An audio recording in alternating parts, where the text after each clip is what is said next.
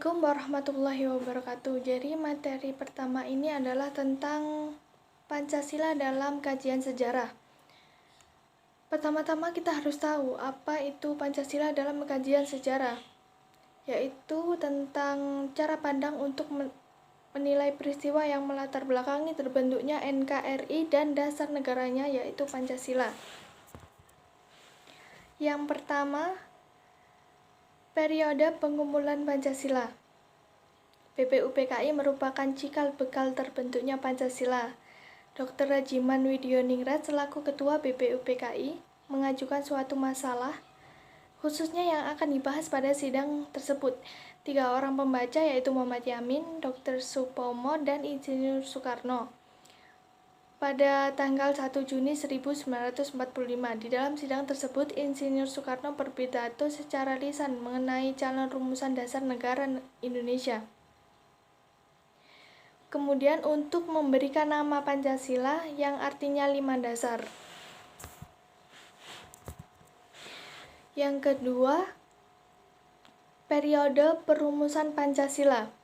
Hal terpenting yang mengemukakan dalam sidang BPUPKI kedua pada 10-16 Juli 1945 adalah disetujuinya naskah awal pembukaan hukum dasar yang kemudian dikenal dengan nama Piagam Jakarta atau Jakarta Center. Piagam Jakarta itu merupakan naskah awal pernyataan kemerdekaan Indonesia. Pada alinea keempat Piagam Jakarta itulah terdapat rumusan Pancasila sebagai berikut. Yang pertama, ketuhanan dengan kewajiban menjalankan syariat Islam bagi pemeluk-pemeluknya. Yang kedua, kemanusiaan yang adil dan beradab. Yang ketiga, persatuan Indonesia. Yang keempat, kerakyatan yang dipimpin oleh hikmat kebijaksanaan dalam permusyawaratan dan perwakilan. Yang kelima, keadilan sosial bagi seluruh rakyat Indonesia. Naskah awal pembukaan hukum dasar yang dijuluki Piagam Jakarta ini di kemudian hari dijadikan pembukaan Undang-Undang Dasar 1945 dengan sejumlah perubahan di sana-sini. Periode perumusan Pancasila dimulai dari diadakannya sidang BPUPKI. BPUPKI mengadakan sidang sebanyak 2 kali, yaitu pada tanggal 29 Mei sampai 1 Juni 1945. Dan sidang keduanya pada tanggal 10-16 Juni 1945. Sidang pertama digunakan untuk merundingkan isi dari dasar negara yang dimana diusulkan oleh 3 orang tokoh yang yaitu Muhammad Yamin, Dr. Supomo, dan Insinyur Soekarno. Sedangkan sidang kedua BPUPKI membahas mengenai pengesahan dasar negara dengan nama yang dikenal Piagam Jakarta. Yang ketiga, periode pengesahan Pancasila, yaitu tentang karena adanya kekosongan kekuasaan di Indonesia yang akhirnya golongan muda mendesak Soekarno untuk memerdekakan Indonesia. Setelah peristiwa diculiknya Soekarno dan Muhammad Hatta, akhirnya Soekarno menulis naskah proklamasi di rumah Laksamana Tadasi Maida, dan keesokan harinya naskah tersebut dibacakan oleh Soekarno. Isi dari teks proklamasinya adalah sebagai berikut. Kami bangsa Indonesia dengan ini menyatakan kemerdekaan Indonesia. Hal-hal yang mengenai pemindahan kekuasaan dan lain-lain diselenggarakan dengan cara seksama dan dalam tempo yang sesingkat-singkatnya. Sehari setelah proklamasi kemerdekaan Indonesia, yakni 18 Agustus 1945, PPKI bersidang untuk menentukan dan menegaskan posisi bangsa Indonesia dari semula merupakan badan buatan pemerintah Jepang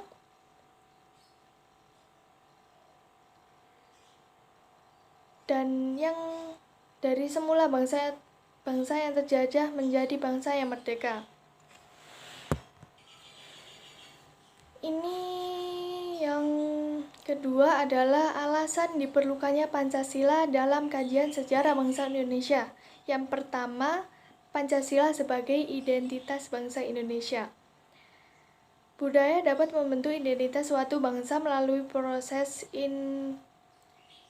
inkulturasi dan akulturasi.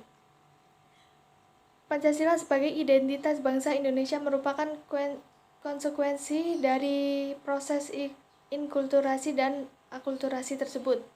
Yang kedua, Pancasila sebagai kepribadian bangsa Indonesia.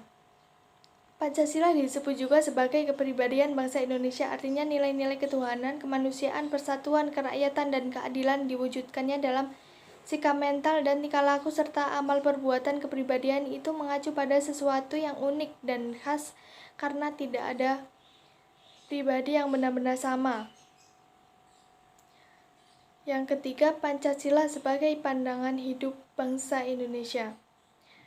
Artinya, nilai-nilai ketuhanan, kemanusiaan, persatuan, kerakyatan, dan keadilan diyakini kebenarannya, kebaikannya, keindahannya, dan kegunaannya oleh bangsa Indonesia dan menjadikan sebagai pedoman bermasyarakat.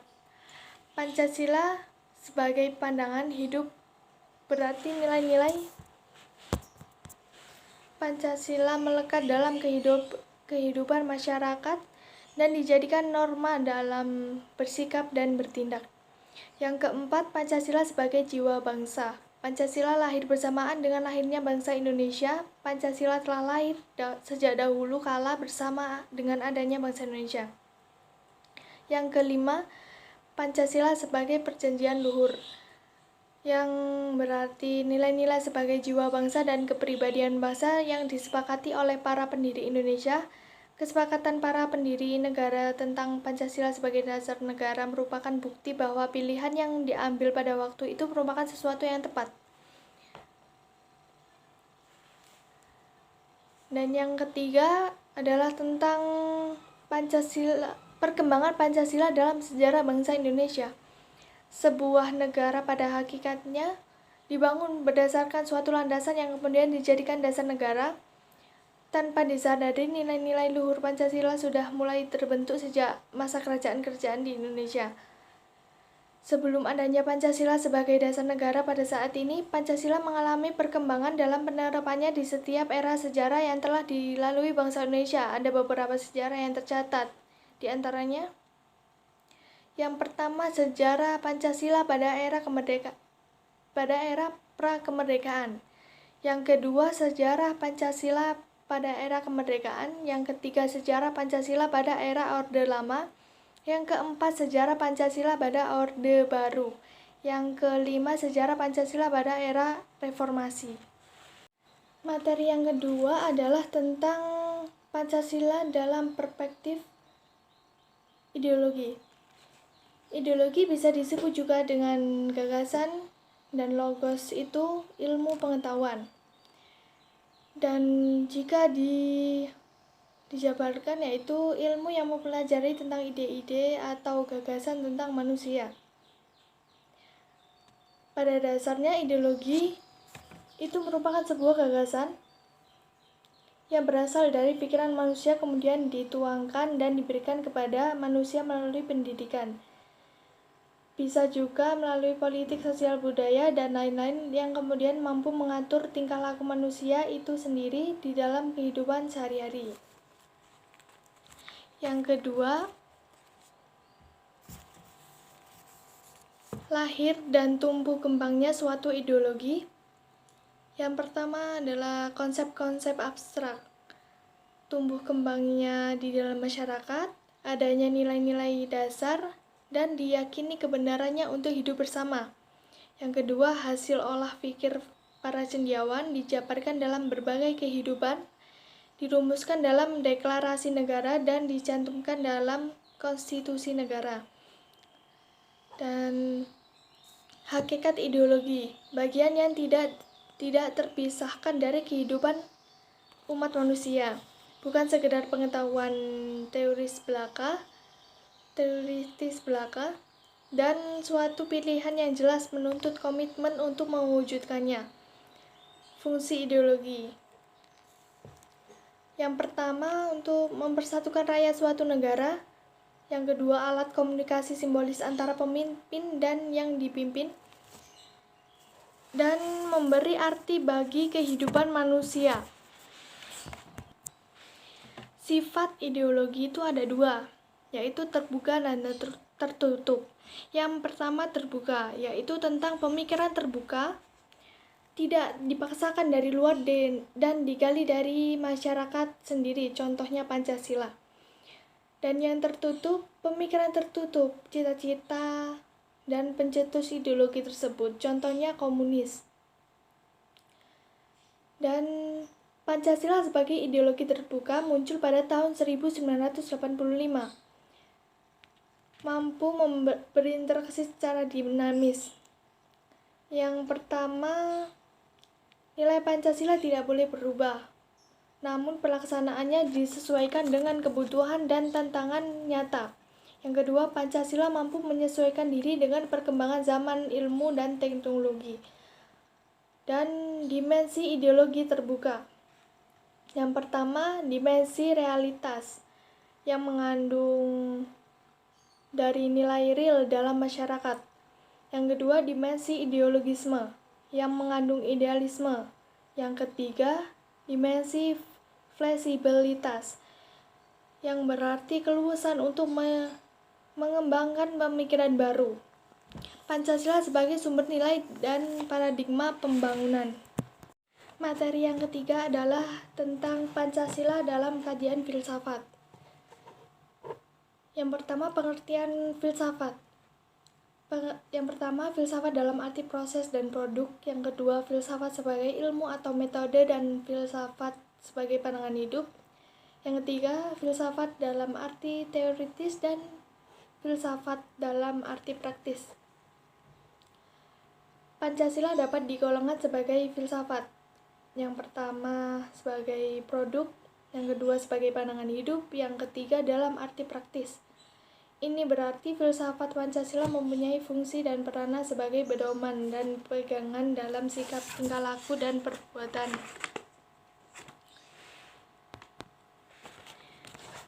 Pengertian filsafat dalam Pancasila. Yang pertama, Pancasila sebagai filsafat mengandung pandangan hidup, nilai, dan pemikiran yang dapat menjadi substansi dan isi pembentukan ideologi Pancasila. Yang kedua, filsafat Pancasila dapat didefinisikan secara ringkas sebagai refleksi kritis dan rasional tentang Pancasila sebagai dasar negara dan kenyataan budaya bangsa dengan tujuan untuk mendapatkan pokok-pokok pengertiannya yang mendasar dan menyeluruh. Yang ketiga, filsafat Pancasila memberi pengetahuan dan pengertian ilmiah yaitu tentang hakikat dari Pancasila. Pancasila yang terdiri atas 5 sila pada hakikatnya merupakan sistem filsafat. Ciri sistem filsafat Pancasila itu antara lain yang pertama adalah sila-sila Pancasila merupakan satu kesatuan sistem yang bulat dan utuh. Dengan kata lain, apabila tidak bulat dan utuh atau satu sila dengan sila lainnya terpisah-pisah, maka itu bukan Pancasila. Yang inti sila-sila Pancasila meliputi Tuhan, yaitu sebagai kuasa prima. Yang kedua, manusia, yaitu makhluk individu dan makhluk sosial. Yang ketiga, satu, yaitu kesatuan memiliki kepribadian sendiri. Yang keempat, rakyat, yaitu unsur mutlak negara harus bekerja sama dan gotong royong. Yang kelima, adil, yaitu memberikan keadilan kepada diri sendiri dan orang lain yang menjadi haknya. Membahas Pancasila sebagai filsafat berarti mengungkapkan konsep-konsep kebenaran Pancasila yang bukan saja ditujukan pada bangsa Indonesia, melainkan juga bagi manusia pada umumnya.